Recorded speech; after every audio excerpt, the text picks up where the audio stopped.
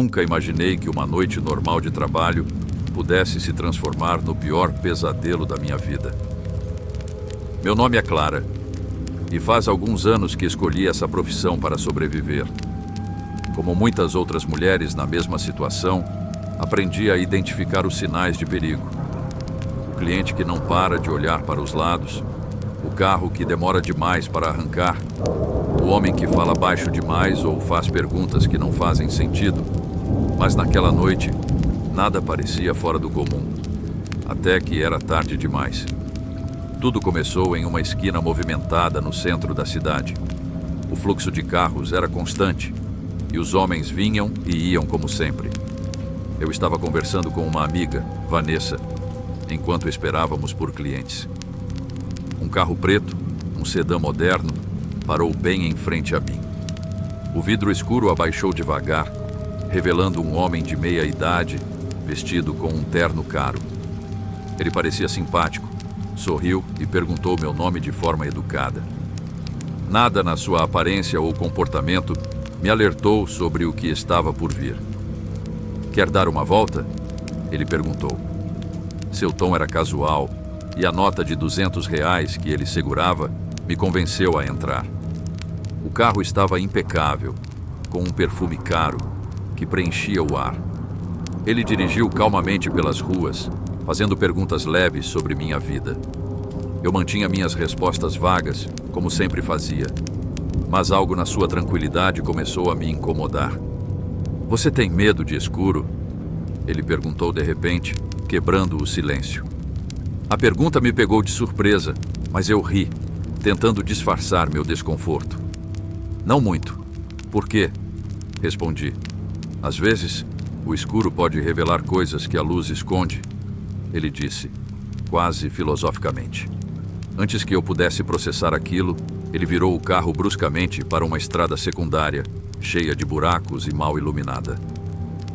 "Onde estamos indo?" perguntei, tentando manter a calma. Ele apenas sorriu, seus olhos fixos na estrada.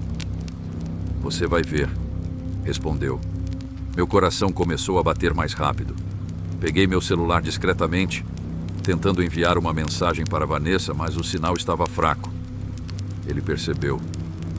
"Sem distrações, Clara", disse ele, sua voz agora firme. Coloquei o celular no colo e tentei pensar em uma desculpa para sair dali.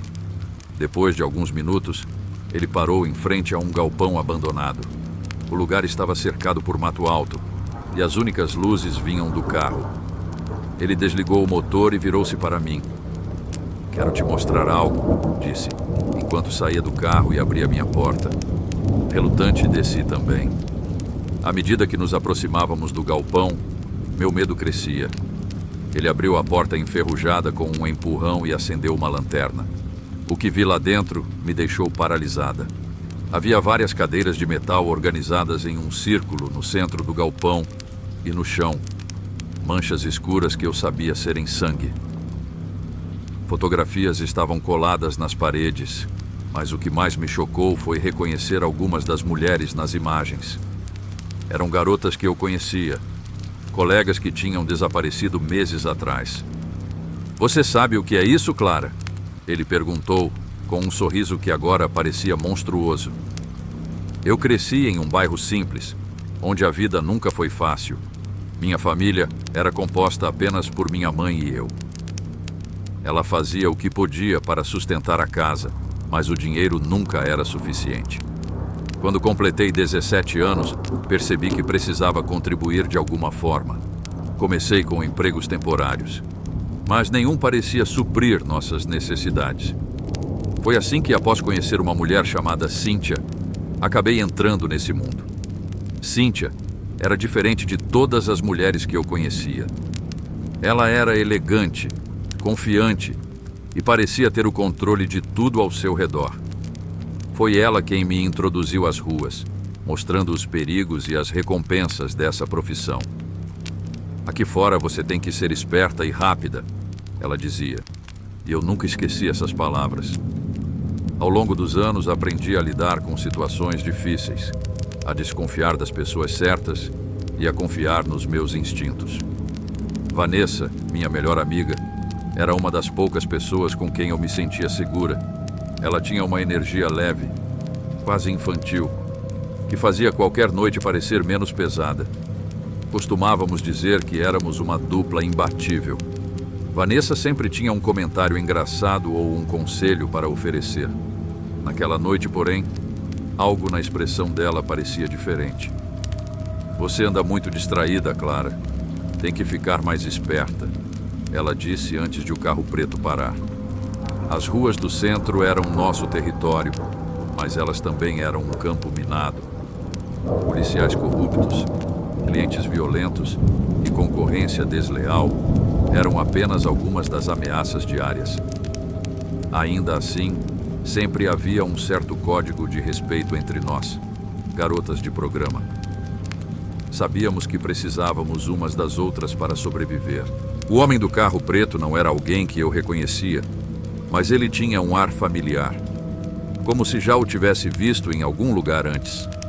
Enquanto dirigia, ele parecia saber exatamente onde estava indo. Eu, por outro lado, estava completamente perdida. Cada curva que ele fazia me deixava mais nervosa. O perfume caro que enchia o carro começou a me dar náuseas, e a maneira como ele sorria, sem realmente olhar para mim, me fazia querer gritar. Quando ele fez a pergunta sobre o escuro, senti um calafrio percorrer minha espinha. Não era apenas a pergunta em si, mas o tom da voz dele, como se estivesse testando minha reação.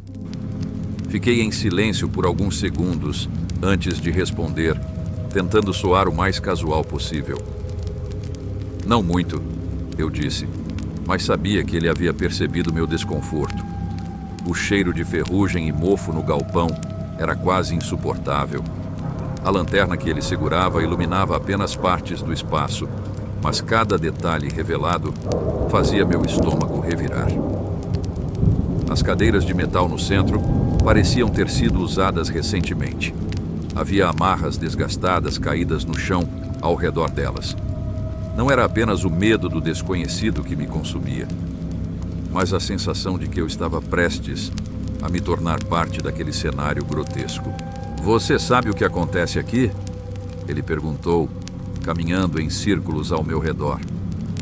A cada passo eu sentia minha garganta se fechar mais. Balancei a cabeça, incapaz de formar palavras. Não? Então eu vou te mostrar, ele disse, apontando a lanterna para uma parede coberta de fotografias. Aproximei-me lentamente, meus olhos tentando focar nas imagens. Meu coração quase parou quando reconheci alguns rostos. Eram garotas de programa que haviam desaparecido, rostos que eu via regularmente nas ruas. Todas elas estavam ali, capturadas em momentos de puro terror. Por que está fazendo isso? Minha voz finalmente saiu, mas era pouco mais do que um sussurro. Porque ninguém se importa com vocês, ele respondeu. A frieza na sua voz cortando mais do que qualquer faca poderia. Vocês são invisíveis. Eu dou significado às suas vidas. Meu coração batia tão rápido que eu mal conseguia respirar. Ele se aproximou lentamente, a lanterna iluminando seu rosto, agora sério, quase predador. Agora é a sua vez, Clara. Meu corpo congelou, mas minha mente disparava, procurando desesperadamente por uma saída. Enquanto ele se aproximava, notei um pequeno pedaço de madeira quebrada no chão, próximo ao meu pé. Era fino, mas parecia afiado o suficiente. Tentei manter a calma, mesmo sabendo que cada segundo contava. Por favor, você não precisa fazer isso, implorei, tentando ganhar tempo. Ele parou por um momento, inclinando a cabeça como se estivesse ponderando minhas palavras. Mas logo um sorriso distorcido surgiu em seu rosto. Eu não preciso, mas quero, respondeu, erguendo a faca em minha direção. Num movimento rápido, joguei o pedaço de madeira em seu rosto, acertando-o no olho esquerdo. Ele gritou e cambaleou para trás, soltando a faca. Aproveitei a distração para correr em direção à saída do galpão. Meus passos ecoavam no espaço vazio, mas o som do homem atrás de mim era ensurdecedor. Você não vai escapar, Clara. Ele rugiu, sua voz carregada de ódio. A adrenalina pulsava em minhas veias, enquanto meus olhos procuravam desesperadamente por uma saída. Foi então que vi uma janela quebrada, alta o suficiente para ser uma chance. Escalei um monte de caixas de madeira e me joguei por ela, sentindo os estilhaços cortarem minha pele, enquanto aterrissava no chão do lado de fora. A dor era excruciante, mas eu não podia parar. Corri pelo matagal, sentindo os galhos arranharem meu rosto e braços. Atrás de mim, ouvia os passos do homem se aproximando. Ele não gritava mais, mas sua respiração pesada era audível. Um lembrete de que ele estava perto. Quando cheguei a uma estrada deserta, vi luzes de um carro ao longe. Gritei por ajuda, acenando freneticamente. O veículo parou e, para meu alívio, era uma viatura da polícia.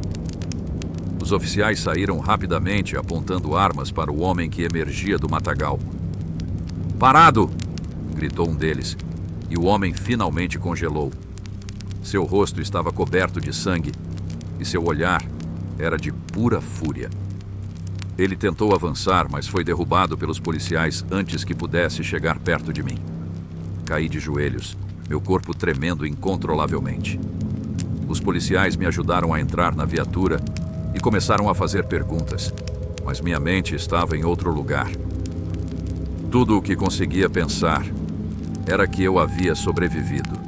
No dia seguinte, eu ainda estava processando tudo o que havia acontecido. Os policiais confirmaram que ele estava ligado a outros casos e finalmente seria julgado pelos crimes. Vanessa veio me visitar, trazendo café e uma conversa leve que me ajudou a respirar melhor. Sinto que vou levar muito tempo para superar o que aconteceu, mas pelo menos sei que ele não machucará mais ninguém. Gostou dessa história? Então curta, compartilhe e deixe seu comentário. Quer mais relatos assustadores como esse? Inscreva-se para acompanhar as próximas histórias de terror baseadas em fatos chocantes e intrigantes. Não se esqueça de ativar o sininho para não perder nenhuma novidade.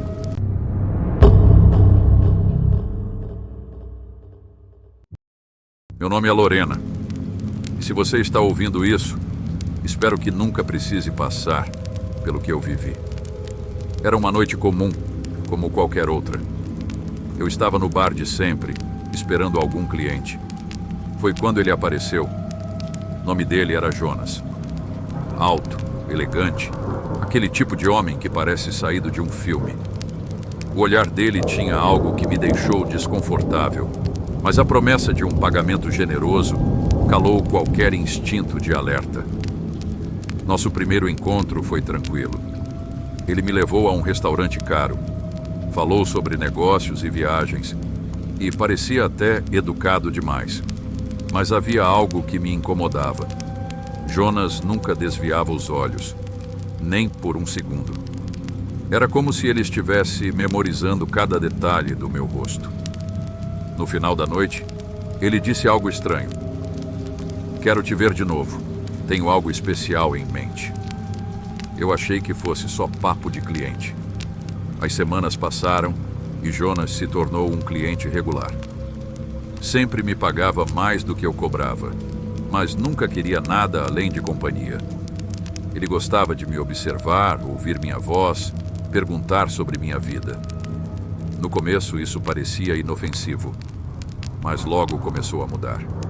Em um dos encontros, ele comentou sobre como admirava a beleza das coisas únicas. "Você é especial, Lorena. Uma joia rara num mundo cheio de gente comum."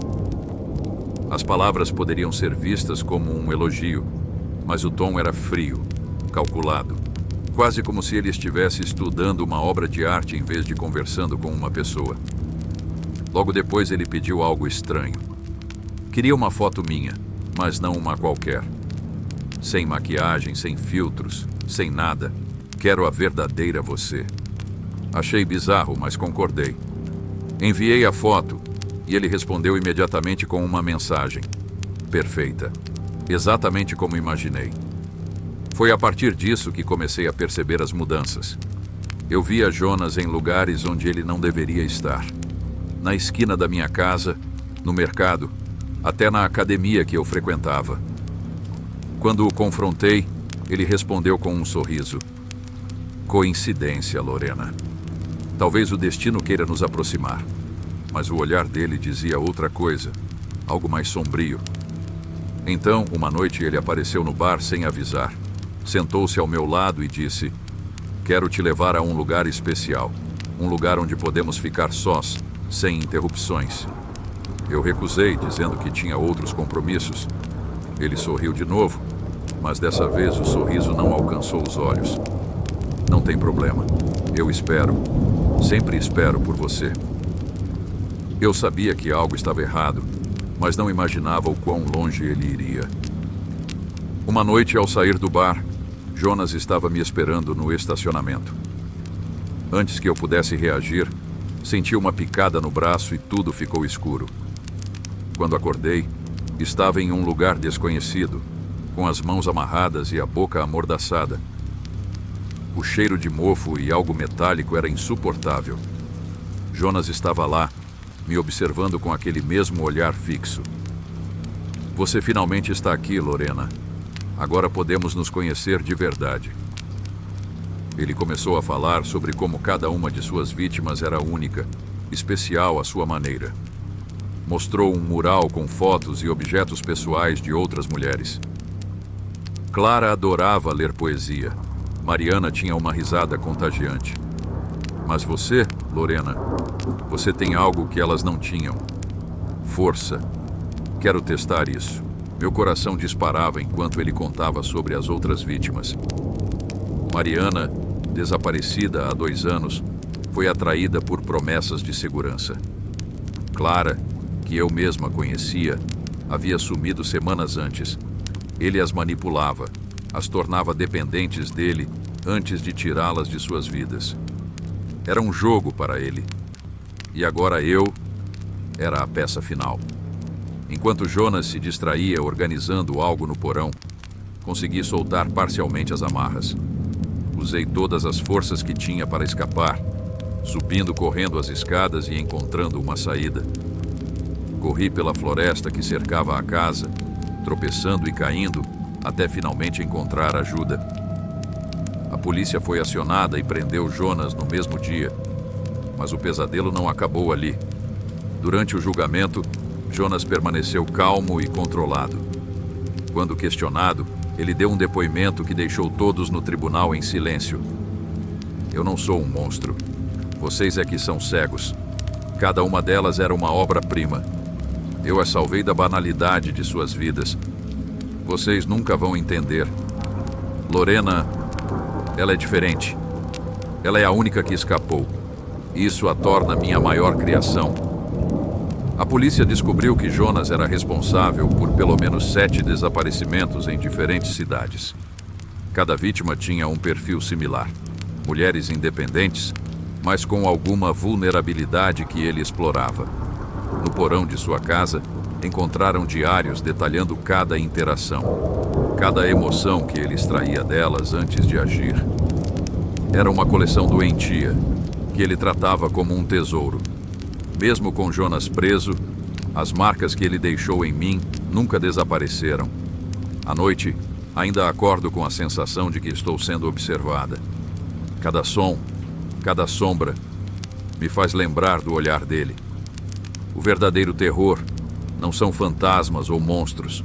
São as pessoas que escondem sua crueldade atrás de sorrisos e palavras doces. Jonas pode estar atrás das grades, mas ele levou algo de mim que nunca vou recuperar. A paz.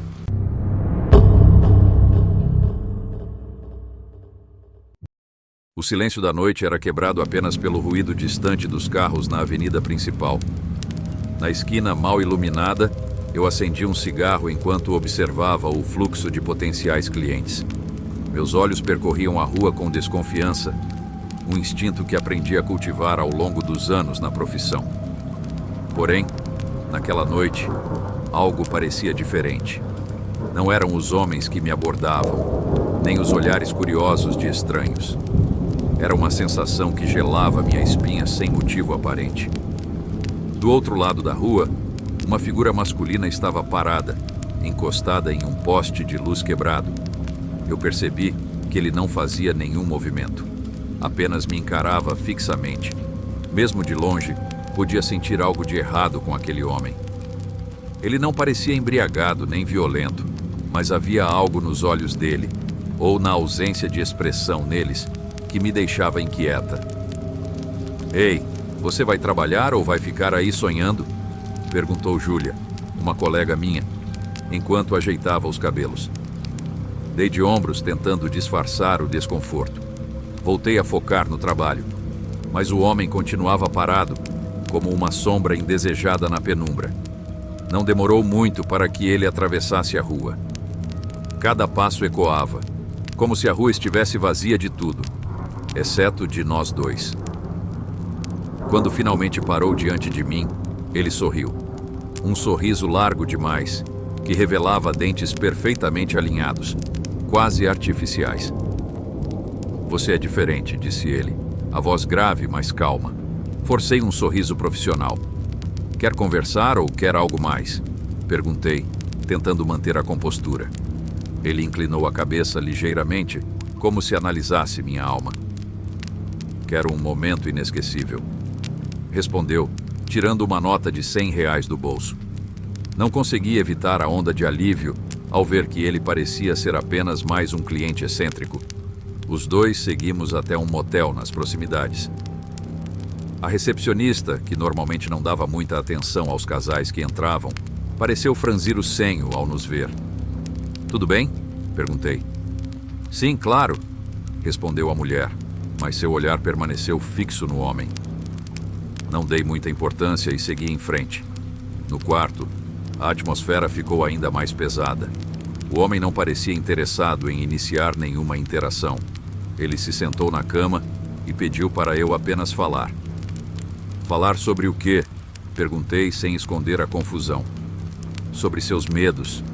"Quero ouvir seus medos", ele respondeu, o tom de voz tão neutro que causava arrepios. Eu ri nervosamente. "Eu não sou paga para isso, querido.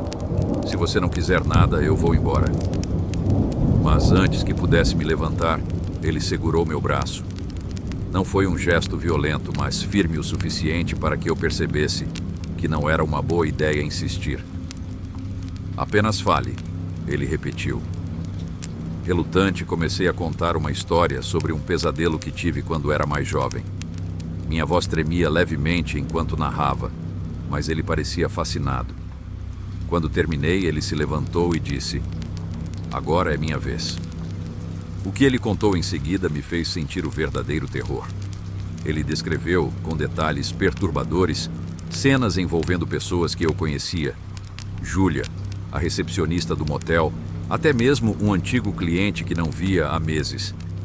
E ele não apenas descreveu essas pessoas, mas também insinuou que ele as tinha seguido por dias, estudando cada detalhe de suas rotinas.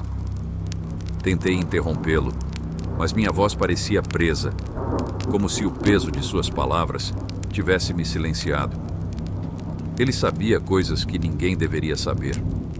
Detalhes sobre Júlia, como o nome do irmão dela que morava em outra cidade.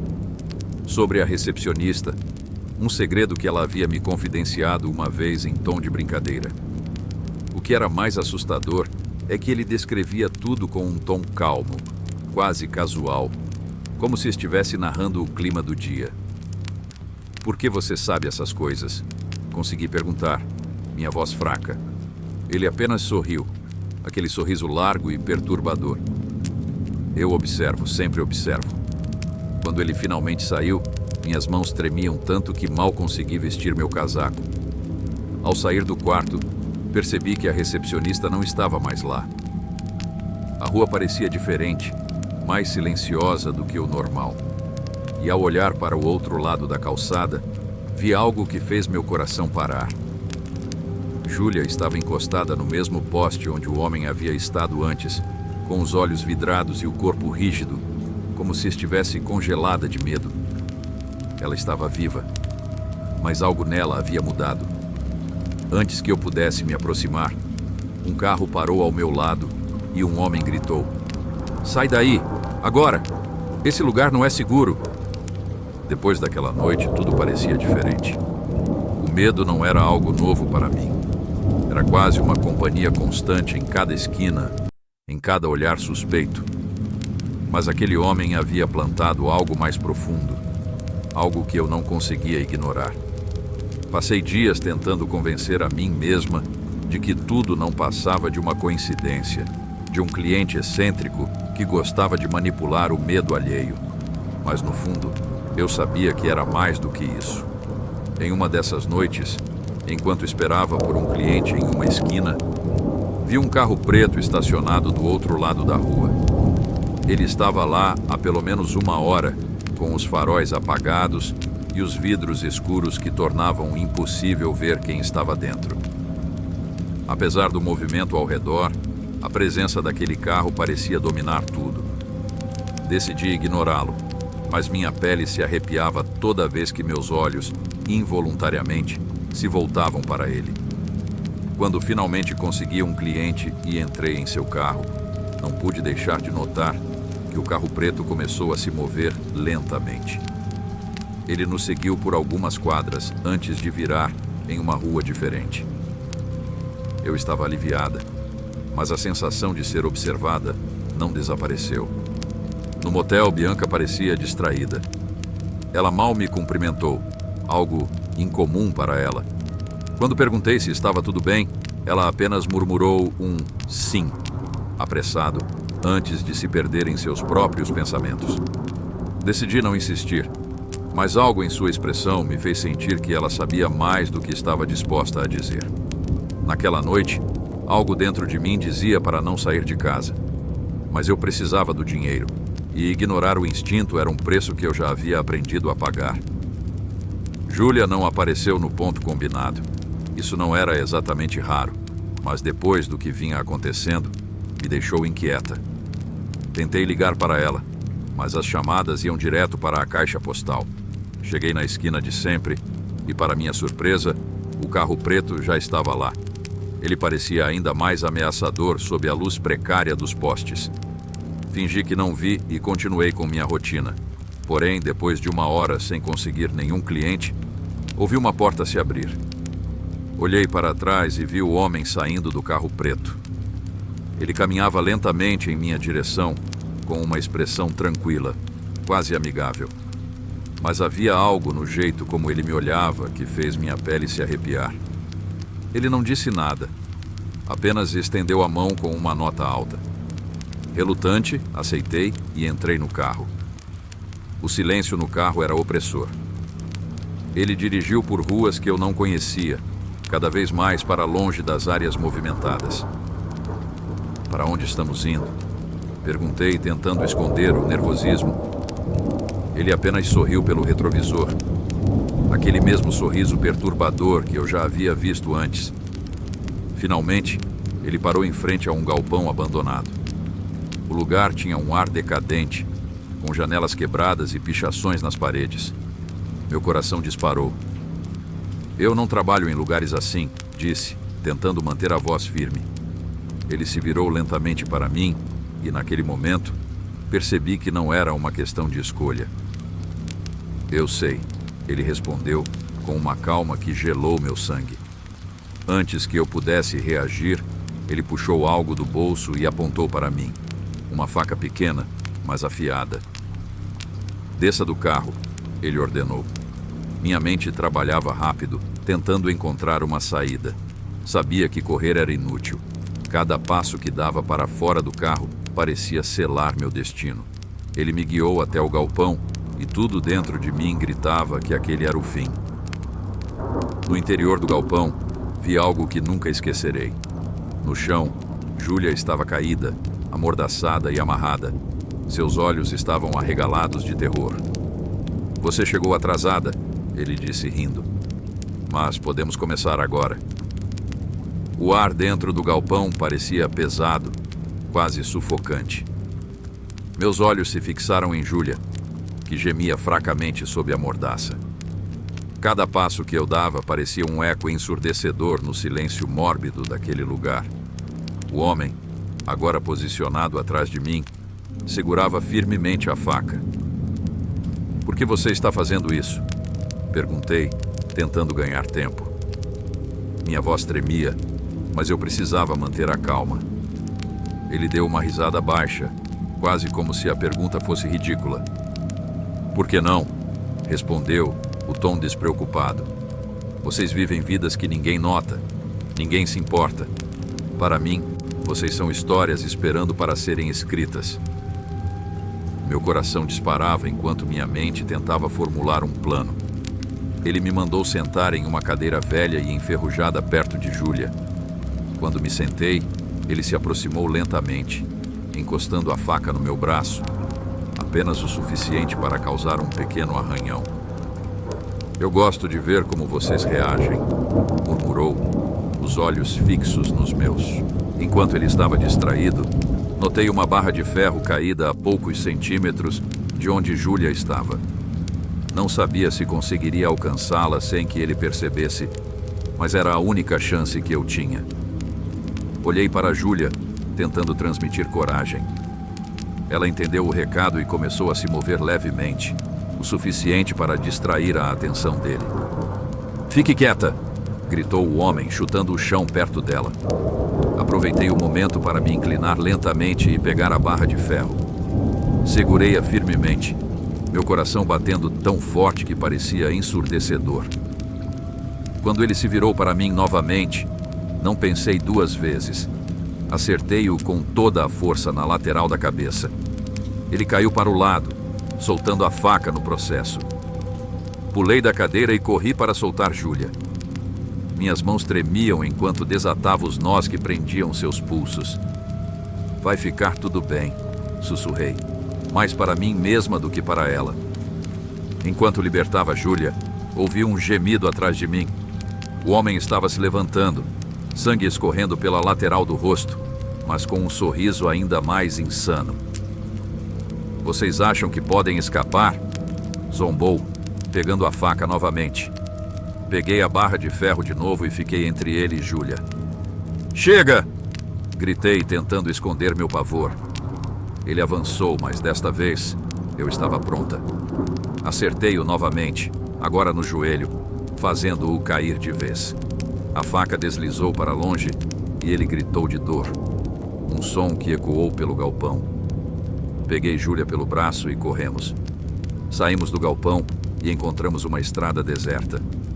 Meu celular estava no bolso, mas minhas mãos tremiam tanto que mal consegui discar para a polícia.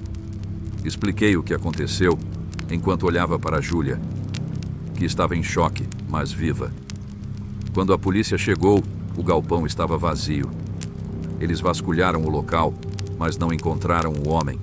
O sangue no chão e as marcas de luta eram as únicas evidências de que ele esteve lá.